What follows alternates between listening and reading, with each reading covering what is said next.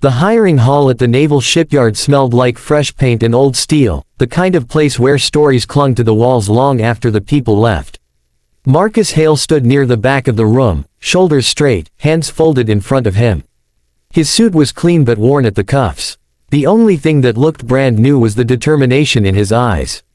A single dad of 2 and a retired Navy veteran, Marcus had spent the last 3 years juggling night shifts, school pickups, and homework at the kitchen table. After serving 12 years overseas, he came home with a Purple Heart, a scar across his ribs, and a promise to his late wife that he would raise their children with honor. That morning, he was hoping for a maintenance supervisor position at the shipyard. It wasn't glamorous, but it meant stability.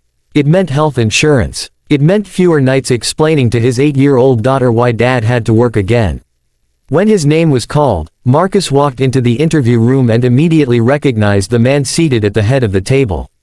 4 stars gleamed on the crisp white uniform. Admiral Jonathan Reeves, a legend in the fleet. A man known for discipline sharper than a blade. The admiral didn't smile. "You're Marcus Hale?" Reeves asked, scanning the resume.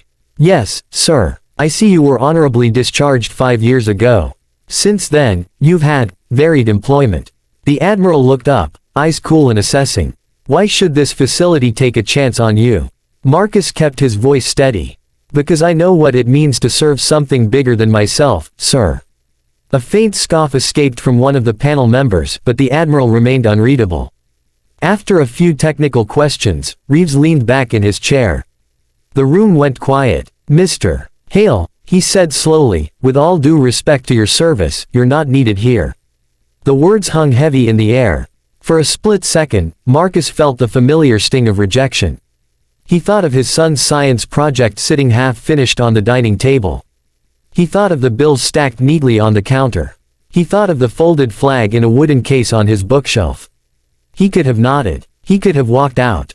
Instead, he took a breath. "Sir," Marcus replied, his voice calm but firm, "with respect, the Navy once told me I wasn't needed either."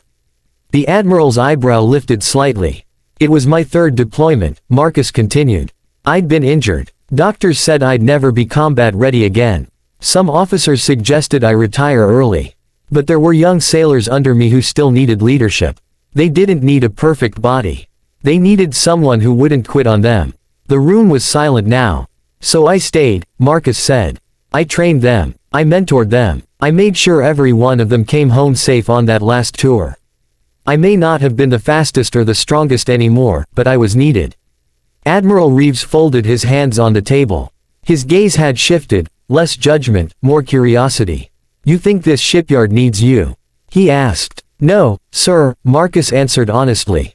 "I think the people working here might." A subtle murmur rippled through the panel.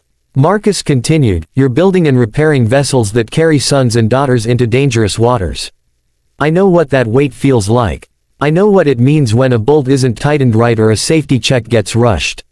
For me, this isn't just a job. It's making sure someone else's child comes home."